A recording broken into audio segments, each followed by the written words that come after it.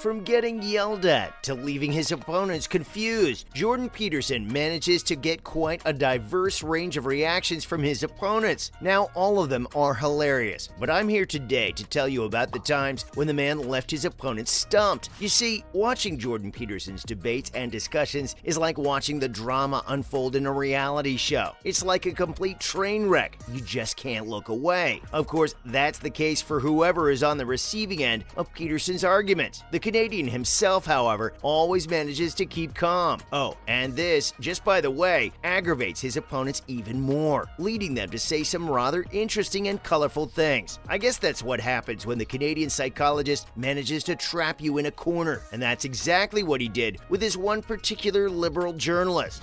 Well, I'll tell you a couple of strange things, things that I don't really understand. The first is, when we've done the analysis of the effects of the future authoring program, it has had a differential impact on men. So it was like any other day in the office for the New Zealand Herald journalist, Simon Wilson, except it wasn't. Why? Oh, because he was going to be interviewing the debate genius Jordan Peterson, who, as we all know, is particularly skillful in shredding arguments. Now, the interviews started like they normally do. Wilson asked a few questions about Peterson's book, which the man answered pretty comprehensively. But the problem came when Wilson started to poke holes in the book and point out things that, to be honest, weren't even there. Wilson actually had the nerve of telling Peterson that the meaning of his words in his book was that he was better than other people and that everyone needed to be like him. Now, you might love him or hate him, but you've got to agree. This was definitely a poor argument, and it made it pretty clear that the man wanted to get a rise out of Peterson to bump up his ratings. Peterson made it clear that this was in no way what he was saying, and that, in fact,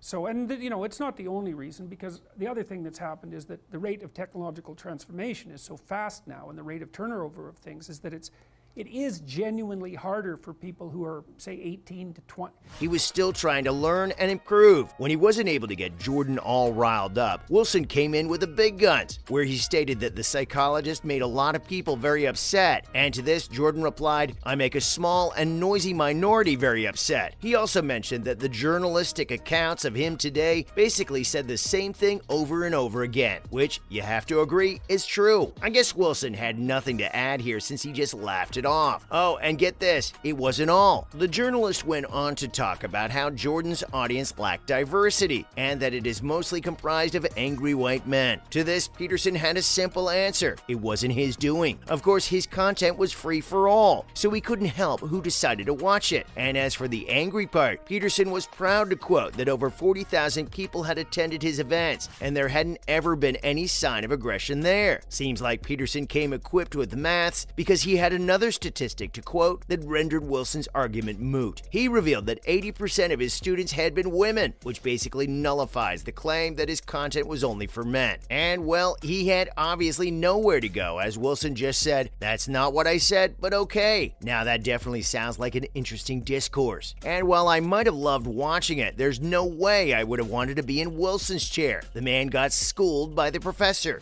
I've been talking a lot to the crowds that I've been talking to, not about rights, but about responsibility, right? Because you can't have the bloody what are you doing? You can't have the conversation about rights without the conversation about responsibility, because your rights are my responsibility. Now, this next student of Mr. Peterson also had a rather interesting conversation with the man. I say student because he totally got schooled by him as well. This is one of the arguments that got Jordan Peterson to make headlines for quite a few days. I bet you already know where I'm getting at. Yep, it's indeed that one where he chose not to use pronouns because, according to him, that's the regulation of his speech. While in conversation with a trans activist, Peterson pointed out that regulation of language could lead to ultimate chaos. When the moderator pointed out that the society shifting towards adopting a change in pronouns was basically evolution, Jordan's reply was amazing. He said matter-of-factly that if it really was evolution, then there was no need to protect it by hate speech laws. He also mentioned that in the English language, words played the role of tools, and that in this era, the tools weren't useful as such, so people didn't really like using them. Now, what did this lead to? Well, forceful usage, of course. He also pointed out that with laws regarding pronouns, the government was requiring you to use certain language. Now, this is pretty different from them requiring you to not use certain language. Okay, I think that pretty much explains this entire debate. Peterson thinks that it's not the government's job to decide what the people can say, and that if this ends up happening, it could be disastrous. He beautifully linked this topic to a much bigger issue of censorship, where in the end, the ruling bodies would be able to control more and more things. It's not an optimal solution, let's put it that way. Well, the other, that's a nihilistic solution, a collapse. The other solution is, we're talking, and I don't get what I want from you. So in the end, it's going to hurt everyone's right to talk openly about such things and have intellectual discussions. Now that makes sense, doesn't it? But then again, most things on here do. Now, this recent heated exchange between Jordan Peterson and an apparently woke professor was basically everything you could have ever wanted. Peterson got angry when his opponent on the Monk debates just wouldn't listen to what he had to say. So he carried on by saying that the rival couldn't care less about his background because, for him, Peterson was a mean white man. Ouch, that's pretty harsh, don't you think? Now, things went downhill when Jordan decided to get precise about the problem. He posed a question, asking his opponent how much of Peterson's own accomplishments were owed to white privilege, and maybe he should be giving a tax to make up for it. And to this, and then with regards to your partner, here's something to think about with regards to roles. So my wife and I have had this discussion many times, and one of the discussions is, well, how are we to treat each other in public? And it isn't. The professor said that, in his opinion, Jordan Peterson wasn't suffering from anything except an exaggerated sense of entitlement and resentment, where his own privileges were invisible to him. I guess this is just a classic example of how people love to use Peterson's words against him, but in a twisted way. Honestly, this man managed to portray him as a racist when that wasn't even what the Canadian psychologist was implying at all. And I guess he'd had enough, because Jordan then launched into a monologue that just ended everything right there and then. He said that race got dragged into the comments made against him. In Neverland, well, Neverland doesn't exist, and who the hell wants to be king of the Lost Boys?